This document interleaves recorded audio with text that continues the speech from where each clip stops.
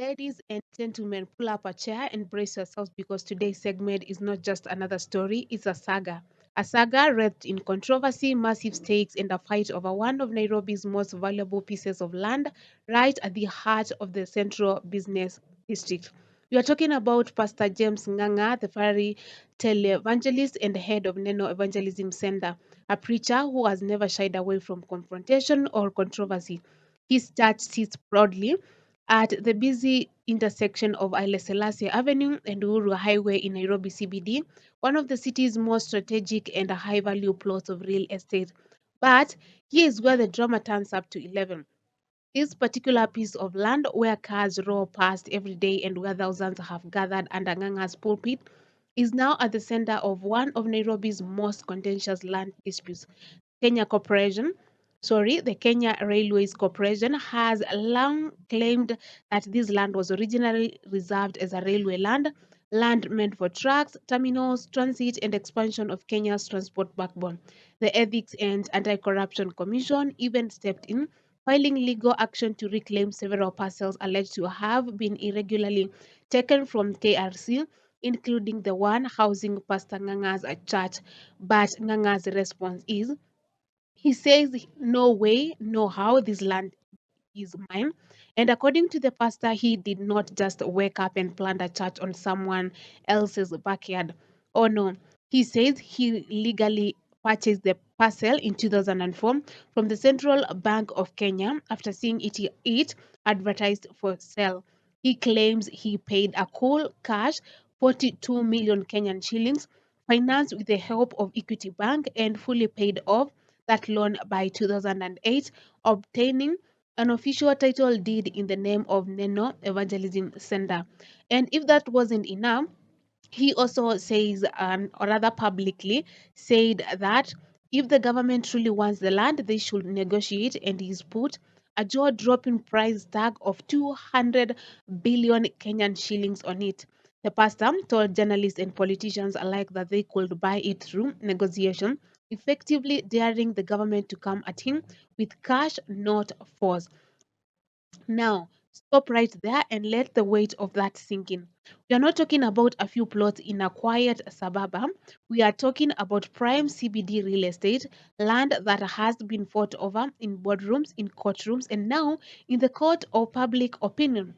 A place where everyday Nairobians walk, where traffic never sleeps, and where government planners see opportunity for infrastructure expansion, including sections potentially tied to transport and rail corridors. And this is where President William Ruto's administration comes in.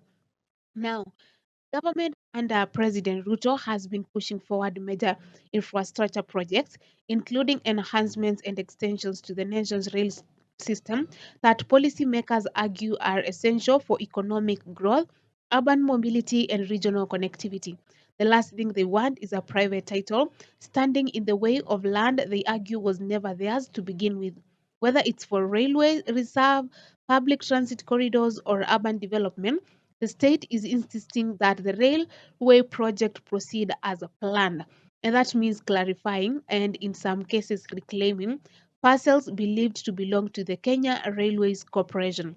Due to the courtroom drama, Pastor Nganga has not been silent. He has gone to court seeking protection of his title and has even obtained interim orders restraining Kenya Railways from interfering with his land while the dispute plays out in the legal arena. His argument that he conducted due diligence, checked land records, confirmed the title, and carried out a real purchase. And since he legally owns it, the law should protect his quiet and peaceful enjoyment of the property. Meanwhile, the government argues back that the parcel was part of land meant for railway reserve, and isn't just about Nganga.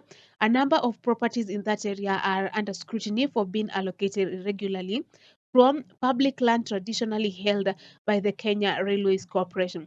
So, what does this all mean? It means attention. It means legal battles that may stretch from months or even years.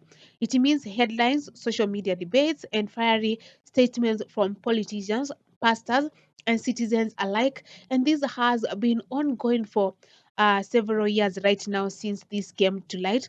And at the center of it all a man who insists that his church, his flock, and his investment are not going anywhere. And that is one Pastor Nganga. In the grand theatre of Kenyan public life, where faith meets politics, where land meets legacy, and where government projects meet private property, claims the story of Pastor Nganga and his disputed land in Nairobi CBD is far from over, because this has been going on for a very long time, where the government and Pastor Nganga have been exchanging words with it, claiming or rather coming up with different claims that the land belongs to them. Now, one thing is clear, whether you are watching from Haile Selassie Avenue or from miles away, this showdown between Pastor Nganga and the Ruto administration is the kind of drama that makes headlines, shakes conversation, and reminds us that in Kenya, land is not just land, it's power, identity, and sometimes a battlefield.